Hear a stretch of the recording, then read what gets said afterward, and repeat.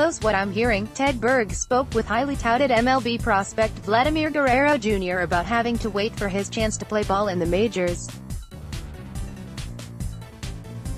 USA Today Sports. For 25 years, labor peace has prevailed in Major League Baseball, players and ownership alike getting rich in the years after an 8-month work stoppage canceled the 1994 World Series and imperiled the '95 season. The players themselves enjoyed an even longer streak, since Marvin Miller guided the MLB Players Association into its first collective bargaining agreement with owners in 1968. The game's greatest stars enjoyed more than 4 decades of salary gains and an immeasurable boost to their quality of life. But that streak has ended. And so, too, might more than a quarter century without a work stoppage. After a second consecutive winter that's seen veteran players pushed to the margins of the game, and superstars forced to wait until deep into February, or longer, to receive what they feel is fair market value for their services, baseball stars and its rank and file are fixing for a fight. Jake Arrieta signed a 3-year $75 million deal with the Phillies last offseason. Photo 11, Kevin Souza, USA Today Sports. Make no mistake, the current collective bargaining agreement doesn't expire until 2021. The conditions players feel are suppressing their earning power, a luxury tax that serves as a de facto salary cap, a heavy reliance on analytics that leads to wage suppression, a segment of ownership disincentivized and perhaps ambivalent about winning, aren't going away until then, if at all. But players also realize that after MLB Commissioner Rob Manfred has led owners on a winning streak that's spanned 2 seasons, they won't be inclined to give back their gains. So players are increasingly prepared to walk away in order to take the power back. Right now, there's going to be a strike, 100%. After 21, Philadelphia Phillies reliever Pat Neshek told USA Today Sports, "I won't be around, so I don't have a horse in the race. I don't want to see a strike, but there's always kind of been that handshake agreement where we're still going to value the older guys and not just totally expletive on them. And that's what's happening. So, I think you're going to have to burn the whole system down and start with that. Owners have a lot more to lose than us, I think.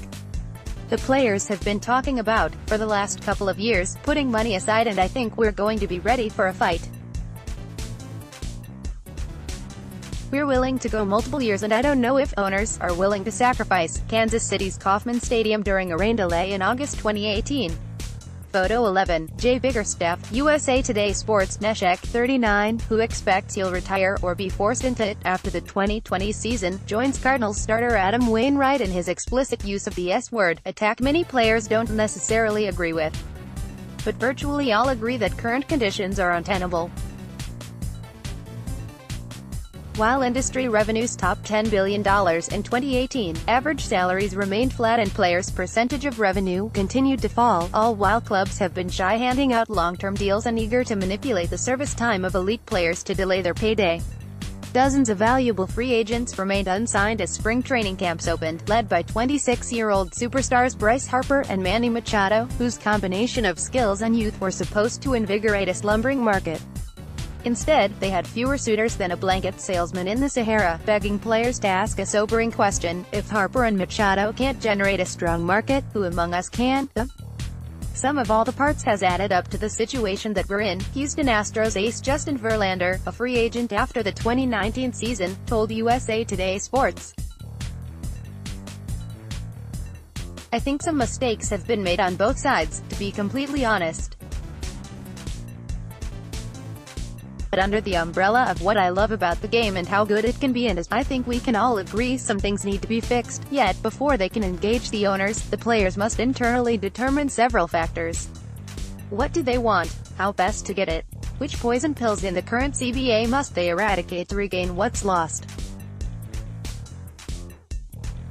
How willing are they to walk out, and stay out, if change proves elusive?" As MLBPA Executive Director Tony Clark begins his tour of spring camps to measure the pulse of his membership, USA Today Sports did the same, querying players from 10 clubs as many of their comrades remain unemployed. "What do we do?" asks Phillies outfielder and former NL MVP Andrew McCutchen. "What can we do to even the playing field on both sides? That's the question. Here are some of the answers: a slowly emerging roadmap to the bargaining table that could lead to a better CBA and a more functional league, or a nuclear winter MLB hasn't experienced this century.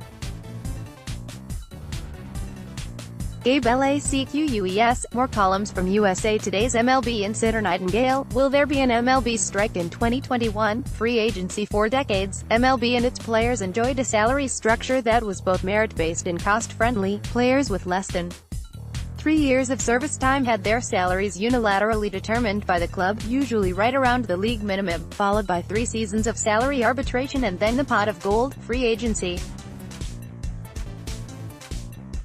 The rise of both analytics and a reliance on younger players gouged the players' pie. Now, they're likelier to have a club's internal algorithm determine a free agent salary offer rather than a freewheeling general manager.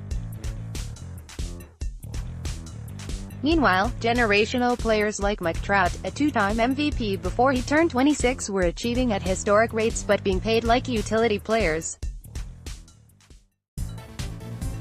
Service time suppression, the act of shipping worthy players like Kris Bryant, Ronald Acuna Jr. and, coming this March, Vladimir Guerrero Jr. to the minor leagues to secure their rights an additional year, has further moved the goalposts. For those elite talents, it essentially takes 7 years to reach free agency, only to get greeted by a marketplace that scoffs at older players. How, then, do the players wrangle out of this triple jeopardy?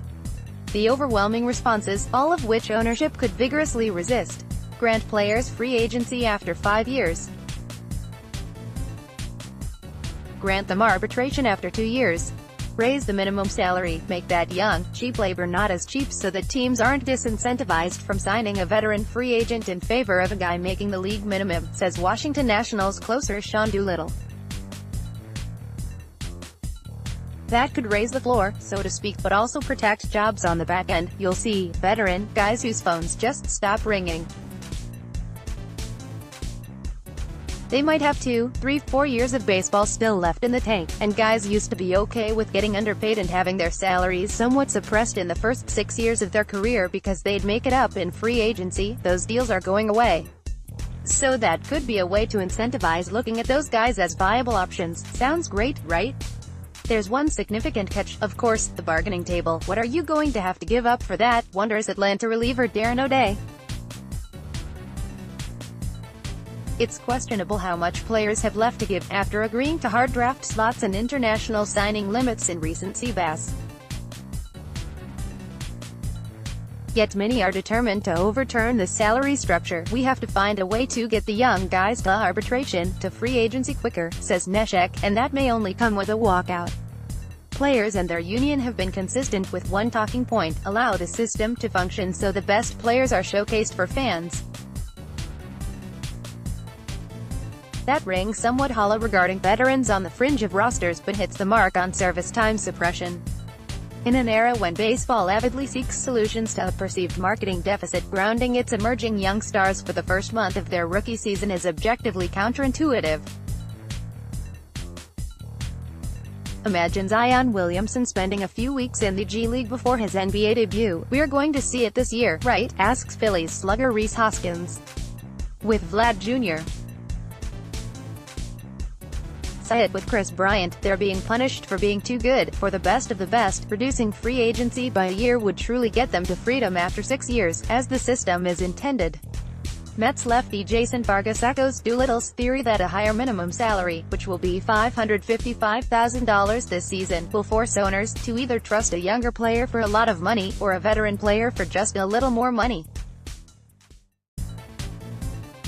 Now, you have some choices to make. He also believes the cyclical nature of baseball's marketplace will spare owners from financial ruin should the game move its pay schedule up 1 year. You have free agency 1 year earlier. Yes, people are getting there at a younger age, and it may be a more successful age to sustain a longer contract, says Vargas.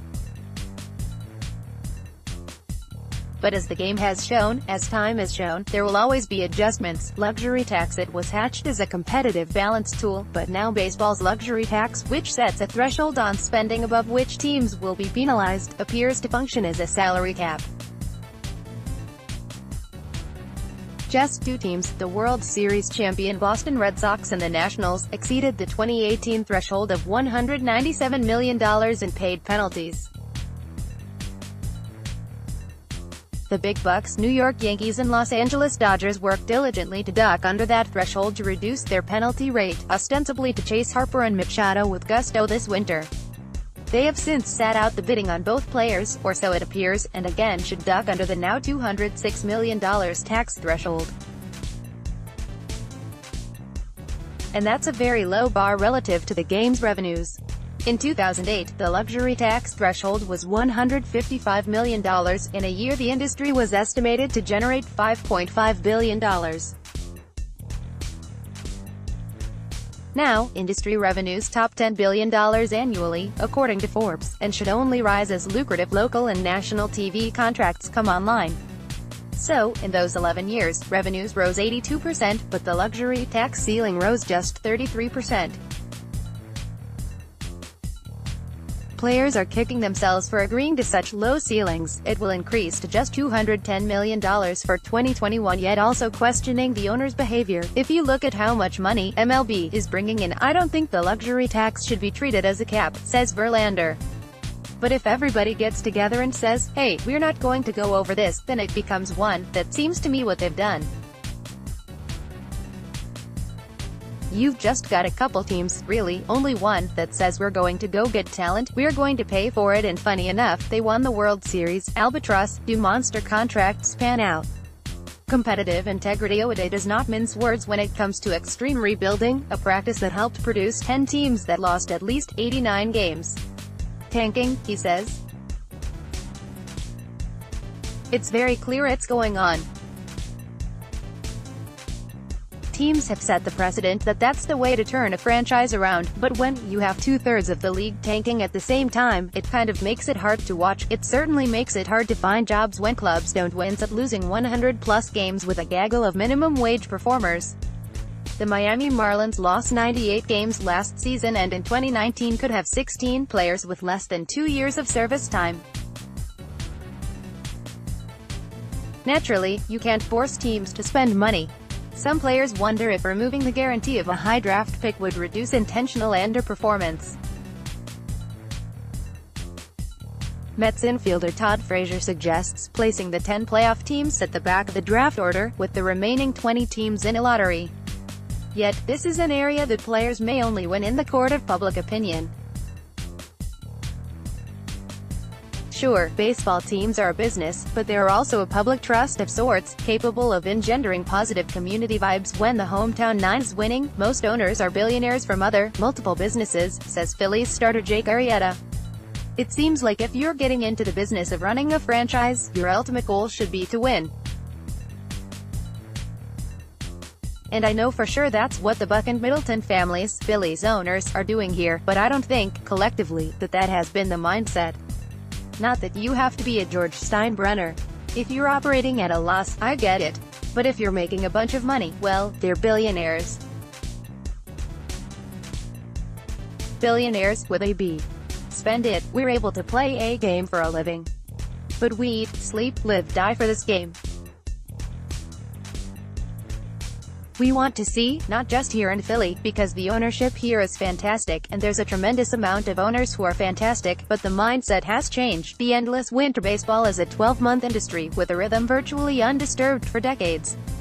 But the off-season staring contest that now passes for free agency has disrupted the winter and now bleeds well into the spring. It is not healthy for players, fans or executives. So, if the modern front office is committed to a reverse auction-style form of bidding, how best to move the proceedings along so superstars aren't waiting until President's Day to find a job? Braves utility man Ender Inciarte suggests an off-season trade deadline, to spur early action and provide front offices clarity to pursue remaining holes via free agency. It's tough to see other players have to go through this process, and at some point I'm going to be a free agent, too, he says. I don't want to go through that. And you're going to tell me with guys like Harper who haven't signed, that fans don't want to see guys like that wearing their uniform, knowing where they're going to be? There have to be changes for sure, because this is not the right way. Arrieta and Vargas can relate. Despite coming off the best season of his career, Vargas did not receive the 2-year, $16 million offer he accepted from the Mets until 2018 camp had opened. That meant he arrived as the bad guy, pegged for a fifth starter role others were ostensibly pursuing. Arrieta didn't join the Phillies until mid-March 2018. He may soon count Harper as a teammate, though he anticipates the young slugger, while surely in game shape, will struggle expediting the adjustment process to a new team. "Look, we understand that you don't maybe want to pay these astronomical numbers the players are looking for," said Arrieta, entering the second year of a deal that guarantees him $75 million over 3 years. "But if you're going to sign them, get them into camp. It's going to behoove your team to get these players in as quick as you can. Whoever signs Bryce, whoever signs the laundry list of good players still out there, those teams are going to suffer, at least in the short term. It took me a minute to get going. That's how it goes. That will ultimately be the goal when Manfred and Clark and their lawyerly lieutenants sit down." Neshek suggests they start sooner rather than later. The issues at hand are too significant to take down to the wire in 2021, and after a period of prosperity that perhaps bred complacency in the ranks, the union has awoken. As McCutchen describes the path ahead, he flags down fellow outfielder Nick Williams, who was passing near his locker. "You're going to want to listen to this," he tells the third-year player. "We have to be collective here. As a team, as players, we have to work together," says McCutchen. "These younger guys are thinking, what's going to happen to me? As older guys, we have to be able to show them, this is what we have to do. We have to work together as a team, perhaps even if it means walking out as a team."